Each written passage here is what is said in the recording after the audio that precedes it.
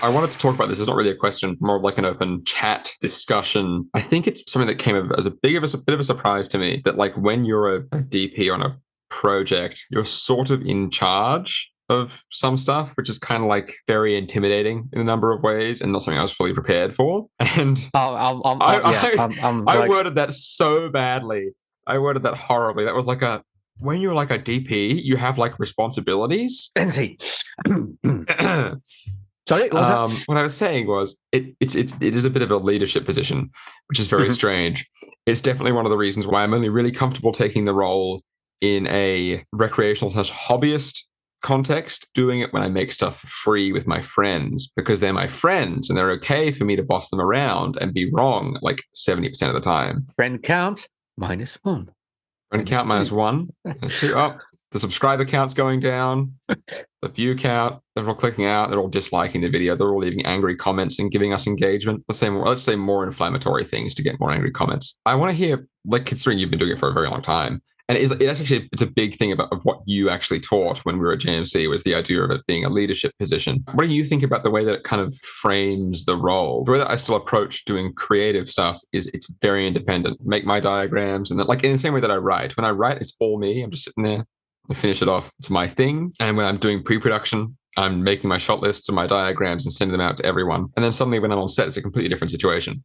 It's like a team being moved about. It's like a chessboard. The fact that the DP is in charge of the camera department is essentially that department's boss, how that kind of frames it as a creative role.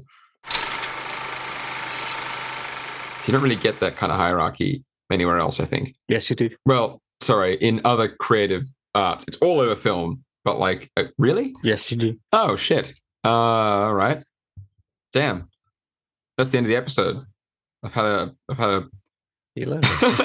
In terms of the creative process of narrative filmmaking, so there are certain contexts that we play within. I think it's easy to kind of get blinkered into a tunnel vision of like whatever model of filmmaking that you happen to work with is the only one and forget about the other ones. Mhm. My background isn't the only way of making films. Yeah. But if we're talking the narrative filmmaking model with a scripted content where we are looking at wanting multiple angles and multiple takes, where we're not necessarily dealing with every production being live. So that would be the kind of production model where a 3-page count a day, so like a 3-minute screen time a day per production day, is considered a good pace. That's also the kind of productions where we are specializing our workforce. Mm-hmm. In that kind of context, then I kind of feel like the closest art form is architecture. Oh, I forgot that was an art form. Mm-hmm. Whoops. For two reasons, like the architect isn't the person hammering the nails and sawing the beams and logs. Yeah. And because there is so much going into it, there is also a kind of super tanker ship aspect to architecture that is very similar to the narrative feature film style of filmmaking, in as much as, like a 300-meter, 300,000-ton oil tanker, what's the turning circle on that thing? You're standing there at the helm and you start cranking. How long does it take before your ship actually start turning? And that's the same with the feature film narrative filmmaking style. You've noticed that if someone just makes a spur of the moment change in plan on the day, then it ripples on, right? Yeah. And you can't just turn around and do something different like that. Well, the thing that we're working on right now, we're trying to do sketch comedies, but that's something that's so open to like ad lib and that kind of thing, which is kind of frightening me. Because one of the number one things you see on like an Instagram account about like a social media thing about movies is like so and so actor improvised this scene, or like this was added on the day or whatever. And the more and more I do stuff, I think, Jesus Christ, what kind of racket were these guys running? How do they pull that off? There are ways of running with that if you are planning for it and if your production style and production model is set up for it. Okay, yeah. What I'm talking about is like suddenly you're talking setups and like I'm including other departments, particularly art direction, in terms of set build and props and all that kind of stuff. If you've been preparing for a particular shooting day for like 2 or 3 weeks, and then suddenly a whole new idea comes into play, then it could be like 40 minutes before you can turn that around into this new idea. Mm. That's a similar aspect to architecture. Like once the foundation is laid, like the concrete is actually poured in the ground, you can't change the basic shape of the house. You can if you want to, but it will kill people. It's your shout. In that regard, also something like being a conductor of an orchestra. Like you're not playing any music yourself, but would we good. call that like not creative? No, there are plenty of music performances where the hardcore classical aficionados will argue tooth and nail over which version, which orchestra with which conductor. I think what we're learning here is that either my understanding of specific art forms is very limited, or I just literally don't know how many art forms there are. Was it in the French New Wave when they started referring to film as the seventh art form? Around the time auteur theory popped up in France, I think they started referring to the seventh art. And since then, I've been trying to figure out what the other six are. I didn't have video games back then. Sorry, they didn't have what? They didn't have video games back then, right, Kim? They didn't have comics. What's a comic? I can't tell if you're with me right now. Why does a coach matter in football? Oh shit! They don't step on the pitch. Like once the whistle blows, they don't affect the game. But they do a lot of yelling. That does something. So yeah, but at a certain point, like there's only so much you can affect. Yeah, the first time we spoke about this was in class, and you made the comparison between a DP and a coach very quickly, and you really encouraged the people who got chosen as DP to be extremely in contact with their department. And if you feel that they don't have the learning base that you want them to have to pull off what you want, you find a way to teach it to them. Which I liked that. That was cool. When we did our short, when I heard you say that, we run a lot of stuff through Discord. So we have like a camera department channel, production. Like once you've done all of our roles, best thing about Discord is that you can give people individual roles. So you can just go at camera department. I just sent out all this stuff, like here's some reference material. This is what we're after. Here's how people did this. I was trying to provide them with stuff to ensure that they knew what I was talking about when I said stuff. I mean, I had total confidence that they did it, but like kind of having the groundwork laid was nice, you know? Some people may kind of misunderstand the role, thinking of cinematography as the result of the cinematographer. It's much better to think of it as a team or a department. And collectively, you are made up of different resources, different components. The end goal is to get X number of setups of X number of types of X number of aesthetic that will cut together into the final movie. Your job as the creative head of department, the key creative, on the one hand, there needs to be someone there with a clear vision of what the vision is. Yeah. Because without that, it's very, very easy to get caught in darkness. Go on. Nothing happened, actually. Yeah, it's all good. Didn't just see my true form. That's one of the big proponents, I think, of separating the DP role and the operator. I was going to ask you, but I'll let you go first. I was going to ask you about that, actually. If you don't have that one person who can constantly keep their head above water, be able to see the forest and not the trees, then very often you can end up spending far too much time on little technical details that in the end don't really show up on screen. So is the camera operator camera operator in this context, are they the person to see the trees? The DP is ideally the person who's standing up and go, okay, we are actually creating this kind of mood and tone for this moment, as opposed to being the one, okay, where's that thing in the menu? All right, have I got that? Okay, where's my settings on that? One of the things that I shot, I operated and pulled focus at the same time. And I'm surprised I'm still here. I was holding this big old camera. It was a skeleton crew. Like that was just incidental, but I probably wouldn't have done that if I had the opportunity. But other than that, I haven't operated. Look, I love operating, but I do know that to give the production the most it can get, to give the story the most it can get, it either means that I need an extremely strong gaffer, or I'm going to be making compromises, because the time my head is stuck in the shot is time that I'm not supervising other parts of the process. So you think operating is good for you, but not necessarily good for the team? That's kind of like, I guess this sort of makes it a sort of, at best, a kind of egoless role, if that makes sense. Like once you've got all of your... a different sort of ego, I suppose. Can be? I mean, as in what do you think? like rather than me having done every single thing, it's like my team. But it's still my team. Yeah, the people I was in charge of did this. No, it's like the people who pulled together with me. Excellent. And that's where I hear a lot about bigger DPs, like just having a team that they cycle along. Like if they work on completely different I haven't heard much of it, but I realize it happens basically everywhere. It's also, you've got to keep in mind, guy who's only been made aware of this part of the industry says that it's the only part of the industry he knows. That's the only that's the only part of the industry that I'm aware of where one person could get hired and by consequence an entire team fills out immediately. Make a bit of a mental switch. You're not hiring a cinematographer, you're hiring a department. You're hiring a department. Okay, all right. I'm on. I'm following you. I'm alive. I'm here. What is it now? Pet peeve number 16,384. We're gonna, by the way, guys, we're gonna record the film student rebate episode soon where Kim makes up for his top 5 film student ellipses fails ! Discussion. I'm just putting that out there. The reparations are coming soon. Which someone, I don't know who, someone may have prompted. Potentially. Not sure a certain episode. All I can see is the hat man, the figure who was in all of my test photos, who's since shacked up in the corner of my room and has started growing into the wall like a fungus.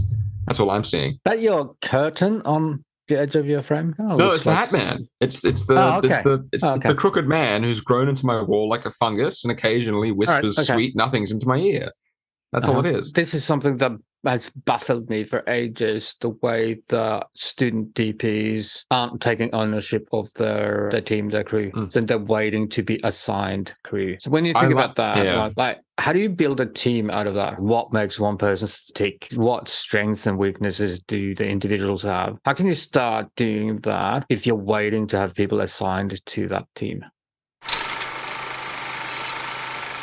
I was so happy to immediately just hijack the entire department. It's kind of a humble brag, but I'd like to just quickly frame it as being like I was going like, I want to hang out with my friends.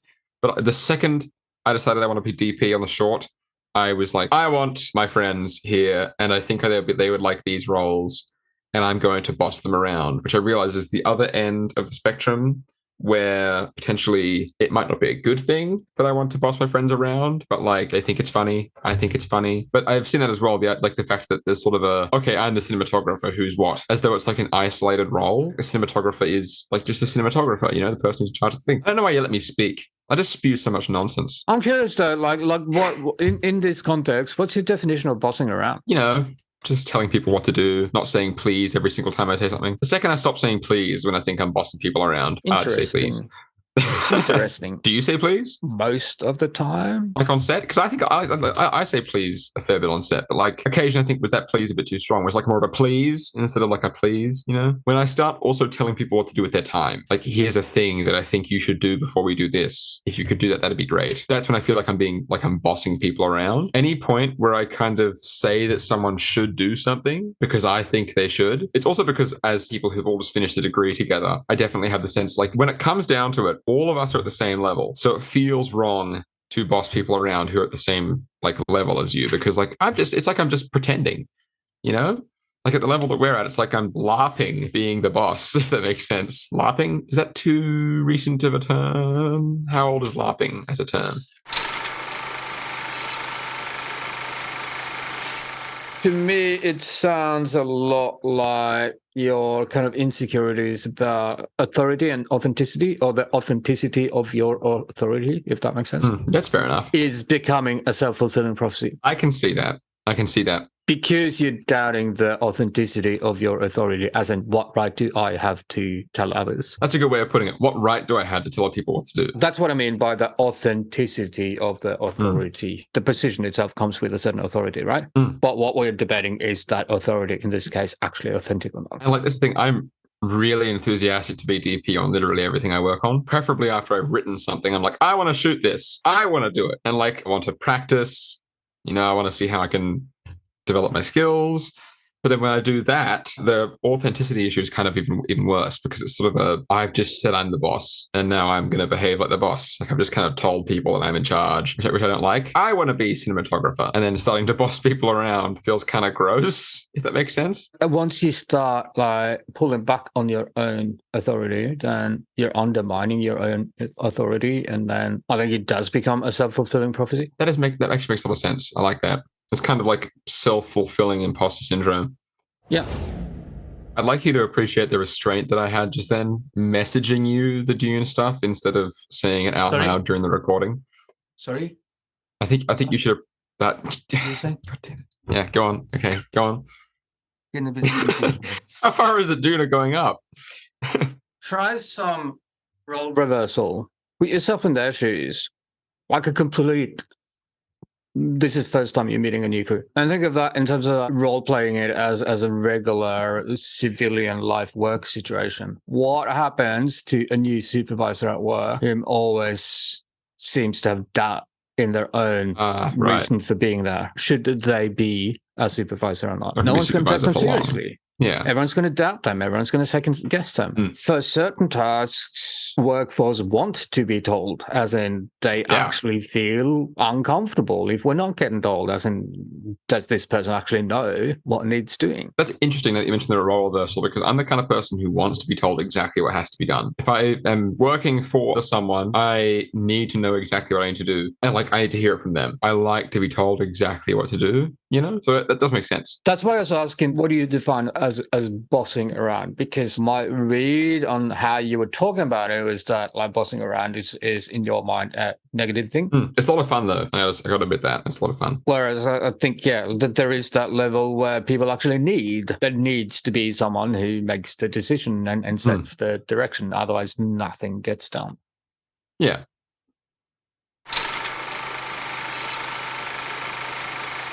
What's your experience been like with being in charge of all this? Do you have a team that gets hired with you? And what's that been like? And do you have any experiences where you have been added to a project with a pre-existing camera department and like you're basically working with a new team? Does that ever happen? All of the above.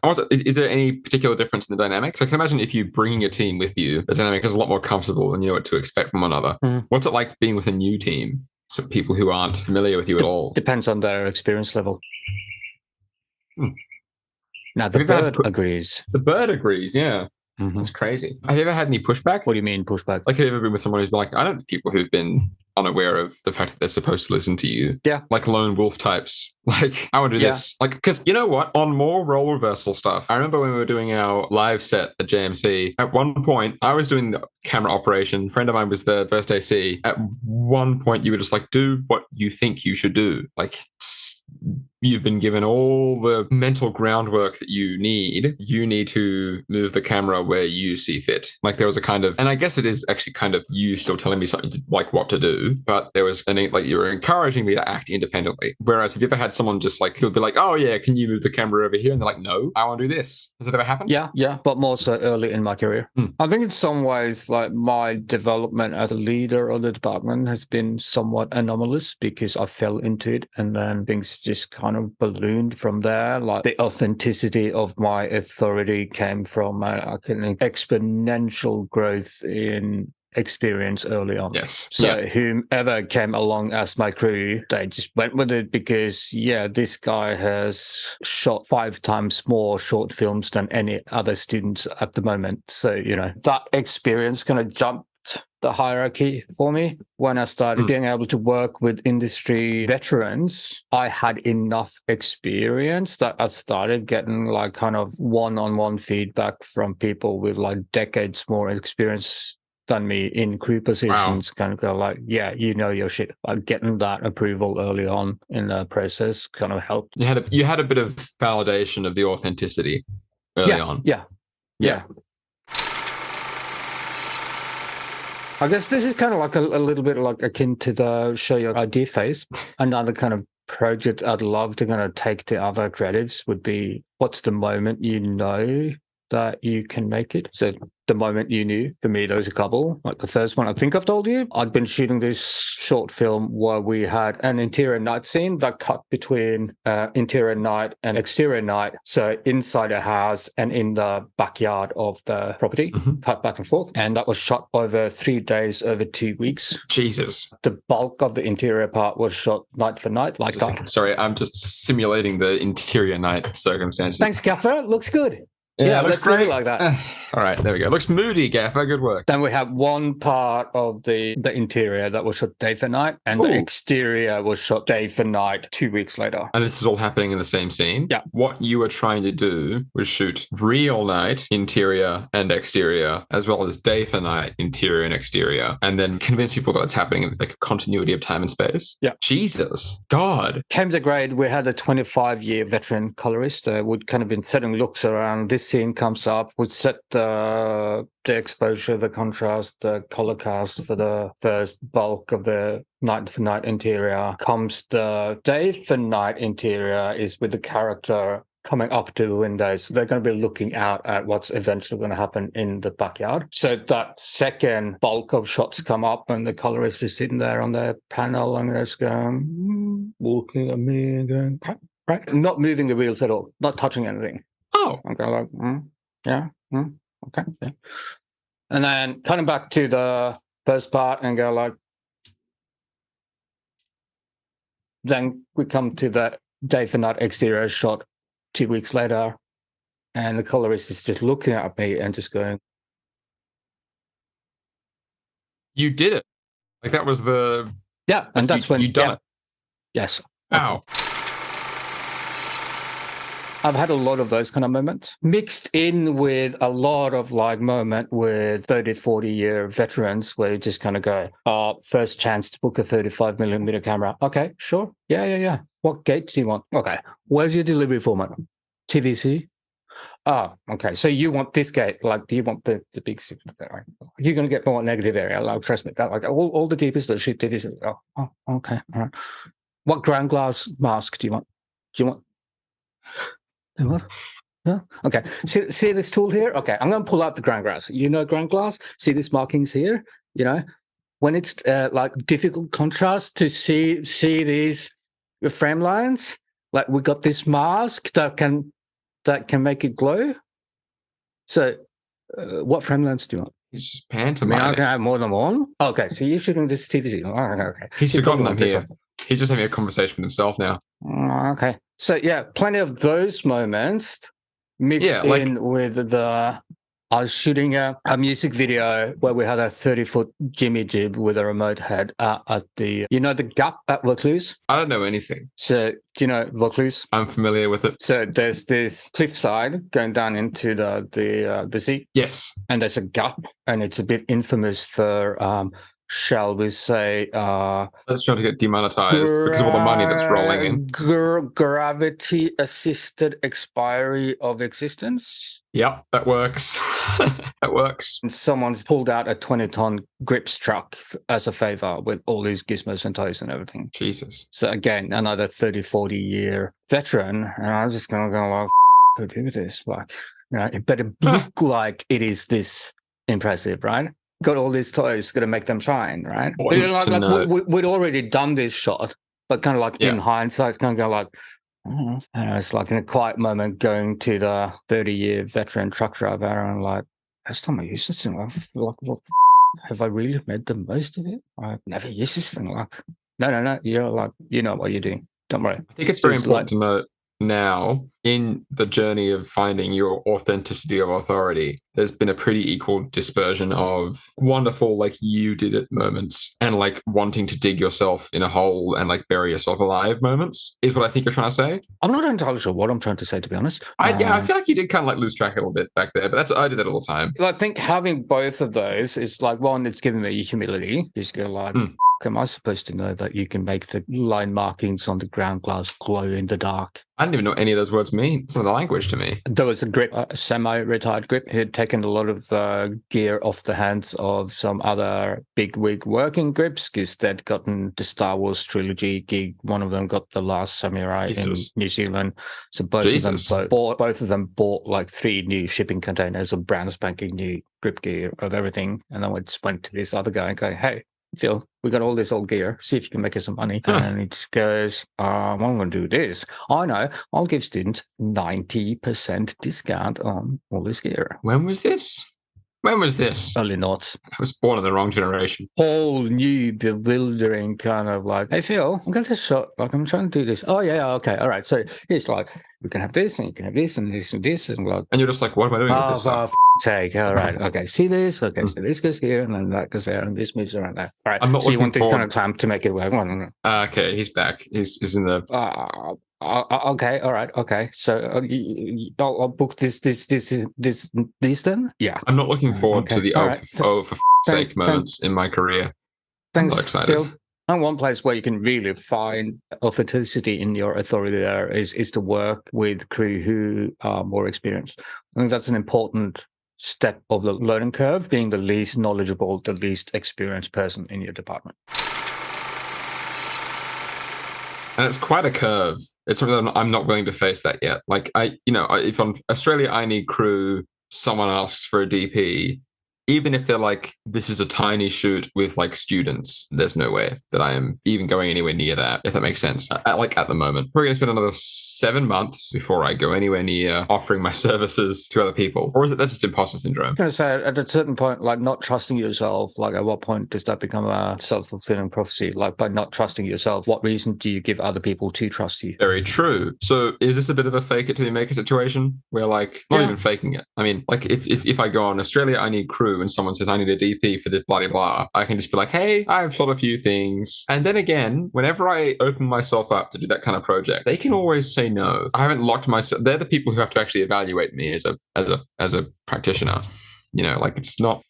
Man, not today's discussion is really the incoherent babbling. Your energy is in the wrong place. My aura, is the wrong color. Yeah, because I think one of the huge benefit, massive kind of learning curve boosts of having crew that are more experienced than you is that you learn to give them direction rather than micromanage. Because you know better, here's what I'd like. Can we do that in XYZ time with the equipment we've got? I like that a lot, actually. That's something I would be happy to do. You learn to lean into that. And most of the experienced crew, like if they see that you're generally willing to take suggestions, they will make the suggestions. They're quite willing to babysit you, but you need to tell them, was this what you had in mind? No, more like this or more like that, rather than going, I don't know. This is where it gets to what I was talking about. The idea of being in charge of a team is something that I can't fathom if I have to be babysat by some of the team. But it sounds like that's fairly normal, which is something I didn't know. Yeah. But if that has to happen with absolutely everything, then you're not ready. Yeah. Some of my working relationships, like Gaffer, for example, there are times they're going to go like,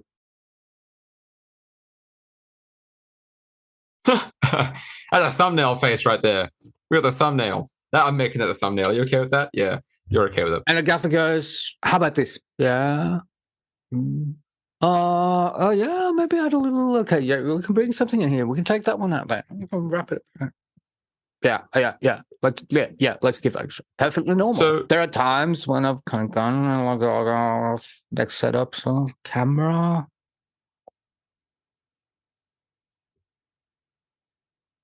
And the AC is just standing like a few meters over and going like 35.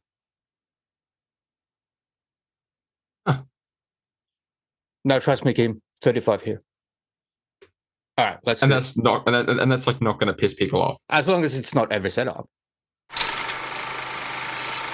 Again, it's the team. Yeah. You're getting there together. Your main job is to go and like figuring out where there is. Well, this whole conversation might make me reevaluate my perspective. So think more about it like a team challenge, like a treasure hunt, for example, where you've got the map. Like maybe there's some kind of cryptic clues in the map. You go, okay, who's good with quizzes and puzzles? You sort that out. This is going to make me think a lot.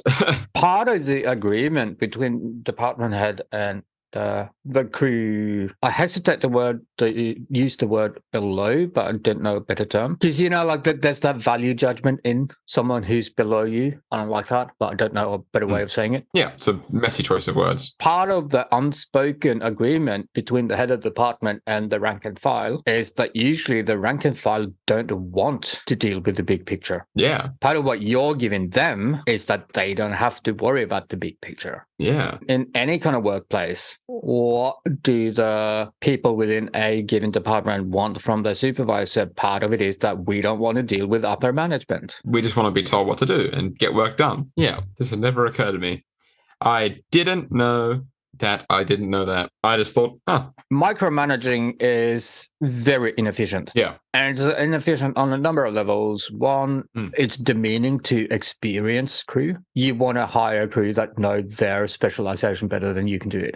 That's part of the whole point of having a crew. If you're experienced at a specific role, you have your own way of doing something. And if you're getting work, then you're obviously doing it right. So when someone starts micromanaging, it becomes obviously they think that they know better than you at that point. On the other level, like for the head of department, if you're micromanaging, then that takes as much time, almost as much time as you doing it yourself. So what's the point in having them there then? Yeah. Yes, exactly. What is it's a self-destructive, self-sabotage, counterproductive. That's it. Do try to lean into the kind of like team leader rather than the boss kind of analogy. I've found more and more that teaching is a good analogy. Coaching. And also teaching. Okay. Like you can think of it like I'm teaching the crew the mood and tone of this setup. I'm teaching the crew the mood and tone of this whole project. And I think that can be a good analogy for directing as well, because like you're not acting, you're not hands-on, like you're not doing it yourself. So you have to teach and show the way to everyone else who's actually doing it. I kind of feel like that there's this double whammy happening at the moment where for some reason beginning creatives in a specialized workforce, whether it's divisional labor, don't understand the ownership of the specializations. And as a flip side to that, what I mean by that is too many of more hands-on specializations in student productions are way too passive. They're waiting to be told, which the flip side to that is that it encourages micromanagement, as in the higher ups, because they never get that initiative, they never get those suggestions, they're getting conditioned to thinking that they have to micromanage to get things to happen. So can you see that just becomes this vicious circle? Yeah. Because then other people at that does in the specializations in the trenches, then because all they ever see is micromanagement, they are waiting to be told. Yeah. And because the management only sees people waiting to be told, then they are micromanaging. So it just goes and goes and goes and goes and goes, and then it's just a horrible dynamic the whole time.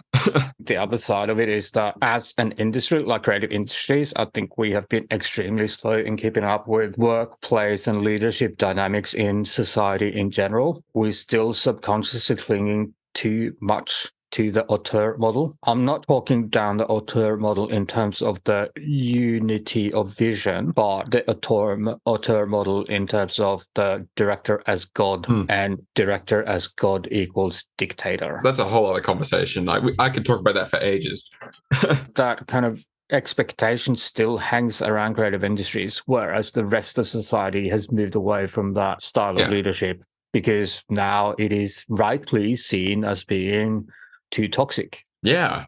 There are stories coming out from sets in the early noughts and the early tens, directors that are getting cancelled for having run pretty toxic work environment. Mentally toxic, I mean. Yeah, like a large chunk of the 20th century, in hindsight, what used to be kind of like a mythical... It's for the art. Yeah, is the correct term like is it French? Enfant terrible or something? Yeah. Like the enfant terrible, like normally white, normally male director who is just this monster to every single person on the set. Mm-hmm. Normally women. In the past decade, it's gone from like, oh, what, they just like a twisted genius, to like, what the hell is wrong with these people? What is wrong with these people? And it's taken way too long for people to figure that out. If people did that in any other workplace, it wouldn't fly. Like, Exactly. And I think in terms of the teaching of filmmaking as an industry, it's been very slow to pick up on that.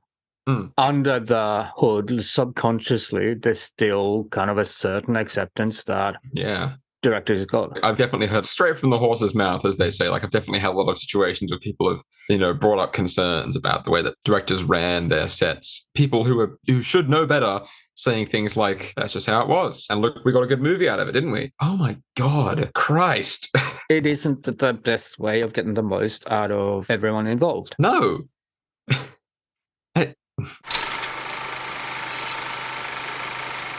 So I think one way you can think of this as well, like rather than kind of get hung up in the bossiness, go for buy-in. You mean? How often in classes have we had kind of a debate, me asking questions, people coming up with answers, and eventually, lo and behold, we've ended up where I wanted the whole lesson to go? Basically all the time. But rather than kind of saying, here is what this is, because people have thought about the questions and come up with the answer that I've solicited, they feel they've come up with part of the reason for going there themselves. The teaching model isn't as didactic. You're instead you're actually allowing people to get the sense that with your help, they've come to a conclusion that feels more alive in their brain. Like, you're not just the person who knows a bunch of information and is spewing it at people, but instead the person who, if you stick around, will facilitate then your...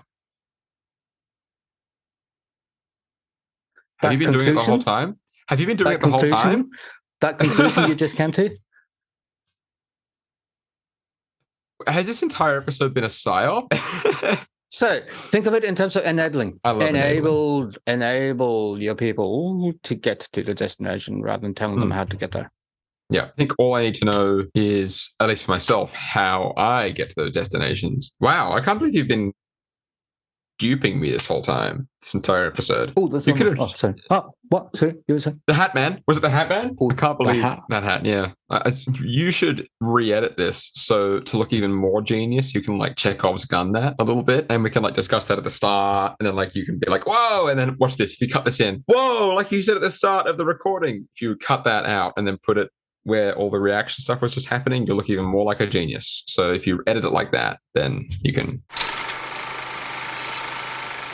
Considering this is a slightly less structured conversation, I haven't really been taking notes, but I think it's important that I run through what I think we discussed today. It's been very interesting to hear your perspective on learning through being in charge of people who know better than you. That's kind of what I've taken the most out of. Obviously, I've done a bit of introspection, a bit of why do I feel a certain way about telling people what to do. You've mentioned the fact that you've noticed a tendency for people to kind of pick up roles as isolated roles, like the idea of the cinematographer just being the cinematographer and students just kind of going, okay, I'm the first AC, I'm going to sit around and see what they want me to do. A lot of this trickles down, right, to the point that the second AC is head of the department of XYZ, whatever. And I spoke to an actor who put it really well. Like, he thinks of himself as the head of his own department. It's up to him to teach himself how to do his job. Not just that, but to manage, to try and maximize how can my department contribute to the story, to the production. And also probably a matter of him trying to keep himself like doing that healthily as well, without pushing himself too far. Yeah, I really like the idea of, we've kind of reevaluated the way that I pictured the being in charge thing. Instead of telling people what to do, you're all collaborating for an outcome. You're all collaborating because the vision is in place, and the cinematographer's responsibility is to guide the people in their department to that vision. Enable them. Gradually plant, PSY-OP them. Sometimes enablement is telling them when they're not measuring up. Yeah, you can do that without being an asshole as well. You can do that without being I know you got more in you. Yeah, you can do it without being a dictatorial auteur, which is something that's changing now, which is nice. We're having less tolerance for that sort of environment. I mean, that's what I've taken away from today. That and the fact that you have been playing mind games the whole time. And I'm really scared. I'm afraid of your abilities. Bene Gesserit mind games? Dune Part 2? Craft? We can workshop that one. Yeah, we can workshop that one. I'm going to say Missionaria Protectiva, like in Dune, the movie.